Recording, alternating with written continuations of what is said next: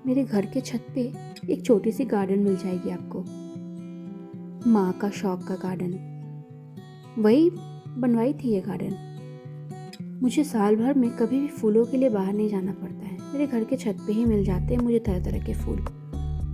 Nursery से ज़्यादा के चुन चुन के पौधे लाना लगवाना उनका बहुत शौक था। गुड़हल फूल के तो कई सारे कलर्स मिलेंगे यहाँ, करीब करीब 7-8 कलर्स तो मिलेंगे। कुछ पौधे सीजनल है, हर सीजन में नहीं खिलते हैं। और भी रोज है, चमेली है और भी बहुत सारे फूल मिलेंगे। सहजन के पेड़ों में भी फूल आने लग गए हैं। नमस्कार दोस्तों, मैं शिवानी मित्रा शिवानीज डायरी ब्लॉग में आप सबका स्वागत करती हूँ। उम्मीद है आप सब अच्छे होंगे। दिन की शुरुआत हो चुकी है, मिष्टी स्कूल चली गई है। मैं भी पूजा रूम का काम खत्म करके नाश्ते के लिए लग गई हूँ।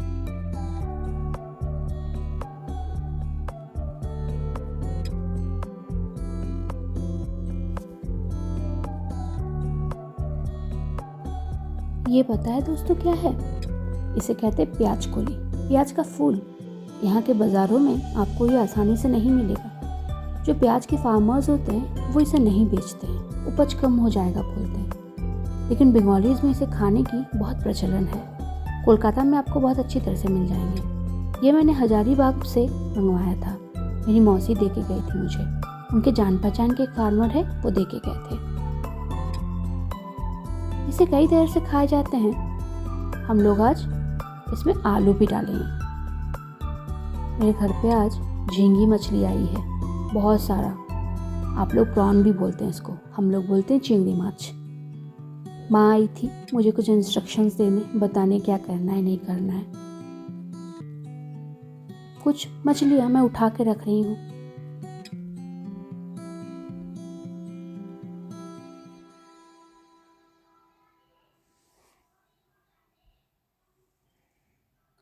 ये जो चॉपर है ना, ये बहुत काम के हैं। इसमें एक साथ कई प्याज डाल के चॉप कर सकते हैं। और भी बहुत सारे किचन अप्लायंस है मेरे पास, सब यूज़ नहीं होता है। ऐसे भी मार्केट में आजकल बहुत सारे यूज़फुल अप्लायंस मिल जाते हैं। ये भी मेरे लिए बहुत यूज़फुल है। इसमें बहुत कम समय में मैं 2-3 सब्जियों के लिए एक साथ चॉपिंग कर लेती हूँ। देखिए कितनी अच्छी से बारीक चॉपिंग हुई है।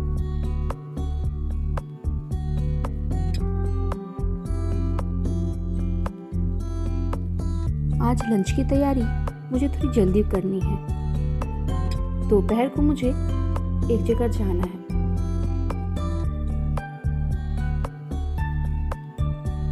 मिष्टी भी जाएगी मेरे साथ।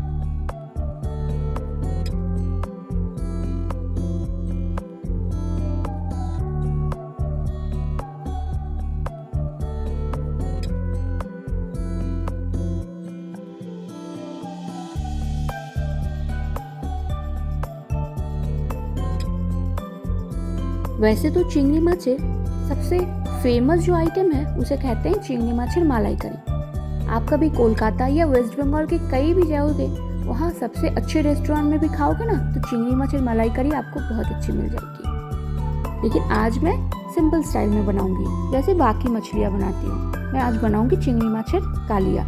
कालिया सुन के हंस रहे हो? रुई माछर कालिया, कातला माछर कालिया, ये एक तरह का प्रिपरेशन है। इसमें सारे सिंपल मसाले यूज़ होते हैं जो आपके घर में अवेलेबल है, प्याज, लहसुन, आलू, लेकिन खाने में बहुत अच्छे लगते हैं।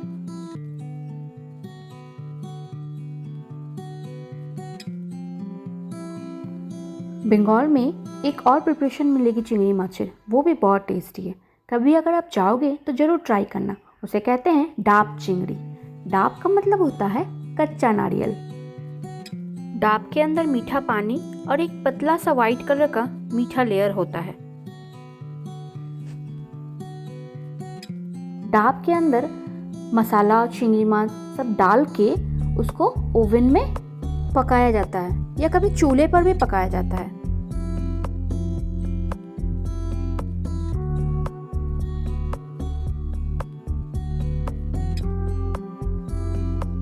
मेरे लंच के सारे डिशेस तो रेडी हो गए। दाल, पेঁয়াজ कली भाजा और चिंगड़ी माছের কালিয়া। চাवল बन रहे हैं। তোমার পেটু কোথায় যাচ্ছে? এখন স্কুল যাচ্ছে?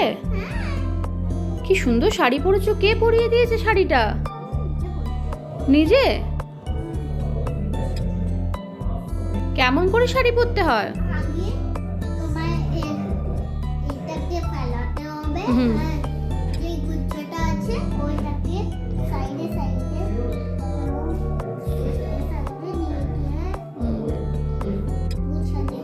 বাহ, দারুণ তো, খুব সুন্দর লাগছে তোমাকে।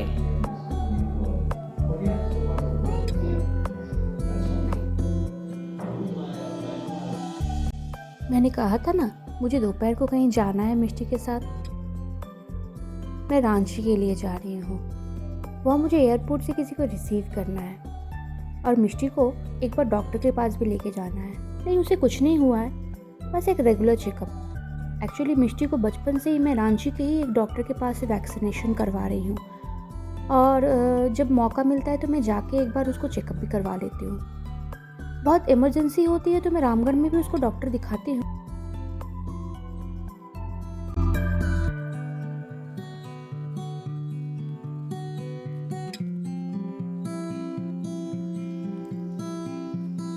रामगढ़ से रांची के रास्ते के बारे में मैं और क्या कहूँ। शादी के बाद कई बार आना जाना हुआ है। रांची यहाँ से 42 किलोमीटर अहेड है। ये जो रास्ता दिख रही है ना, ये मायाटुंगरी पहाड़ तक जाती है। मायाटुंगरी पहाड़ के ऊपर में बहुत अच्छे मंदिर बने हुए हैं। मैं कई बार गई हूँ। कभी मौका मिलेगा तो मेरे ब्लॉग के जरिए आपको भी ले चलूँगी। रामगढ़ घाटी तो बहुत ही सुंदर है। बरसात के दिनों में यहाँ अलग ही नज़ारा होता है। ऐसे भी झारखंड प्रकृति से भरमार है। नदी, झरने, पहाड़ यहाँ पर चारों तरफ है। देख रहे हैं, अभी भी बादलों की वजह से दूर के पहाड़ी नहीं दिख रहे हैं। कभी बरसात में आइए दोस्तों, ये जगह ना एक अलग ही दुनिया लगती है। और यहाँ के झरने विंटर में तो ये खास आकर्षण होते हैं। हुड्रू, जोना, दसम और भी कई फॉल्स हैं यहाँ पर। दसम फॉल्स तो मैं कई बार गई हूँ। हुड्रू और जोना अभी तक नहीं जा पाई हूँ। आप कमेंट में बताना आपने भी कौन कौन से झारखंड के फॉल्स देखे हैं।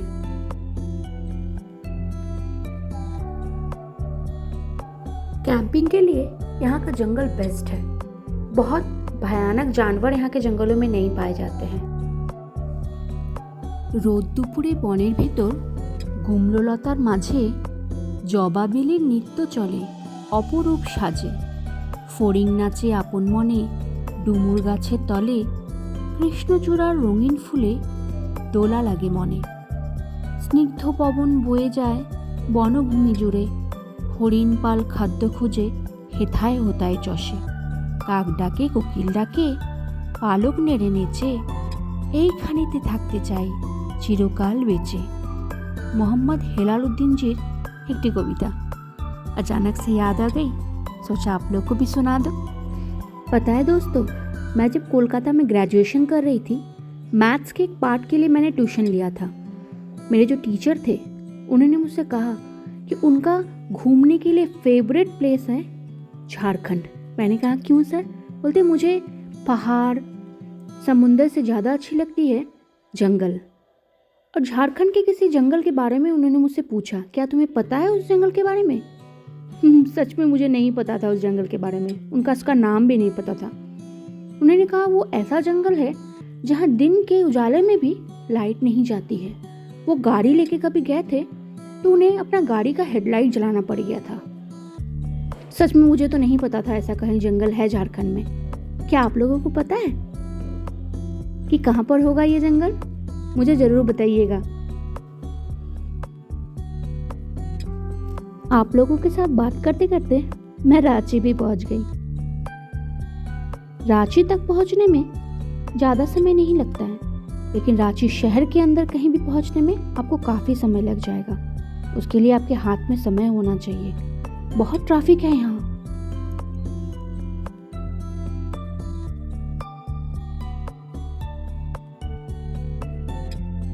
डॉक्टर के यहाँ ये व्यवस्था मुझे बहुत अच्छी लगती है।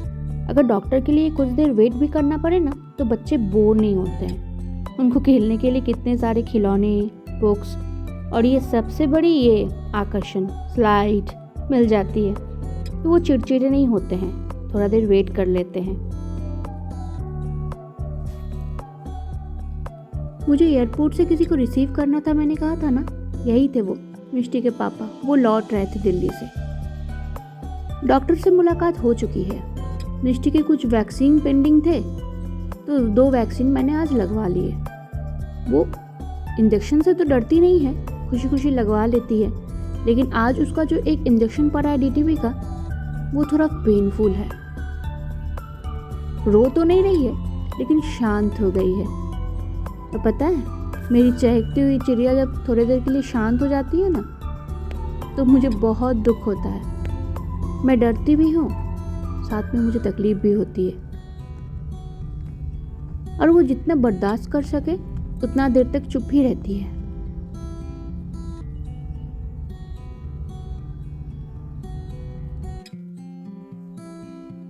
घर आने के बाद 1 कप चाय, इसकी बहुत ज़रूरत होती है।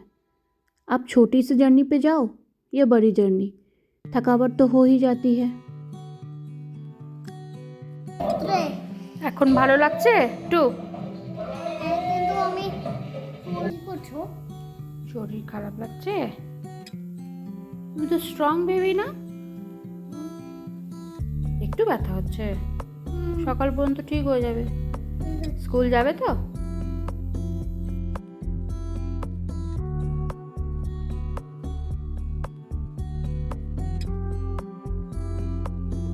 रात के डिनर के लिए मैंने बनाया था पालक पनीर। कुछ भी रेडी किया हुआ नहीं था। रांची से लौट के सब कुछ रेडी किया और बनाया, क्योंकि भूख तो लगती ही है और रात में खाने के लिए कुछ तो बनाना ही था। हम लोग बाहर का खाना थोड़ा कम खाते हैं। कोशिश करती हूँ बाहर में जो भी अच्छा खाने का मन करे उसे घर पे ही बना लूँ। मिष्टी का पैर का दर्द बहुत बढ़ गया था। मैंने फिर फ़ोन किया डॉक्टर के चैम्बर पे। वहाँ नर्स दीदी ने बताया एक जो इंजेक्शन पड़ा है वैक्सीन का, वो थोड़ा पेनफुल है, तो उन्होंने एक दर्द का दवाई सजेस्ट किया, जिसे देने के बाद शायद रात तक वो थोड़ा सा ठीक हो जाएगी। मटर की स्टफिंग तैयार करके रख रही हूँ। ठंड के दिनों में बाज़ारों में बहुत अच्छे मटर मिल जाते हैं। एक बार मैं बहुत सारा स्टफिंग बना के टिफ़िन में करके रख देती हूँ। फिर जब कचौड़ी या कभी पराठे बना के सबको खिलाती हूँ।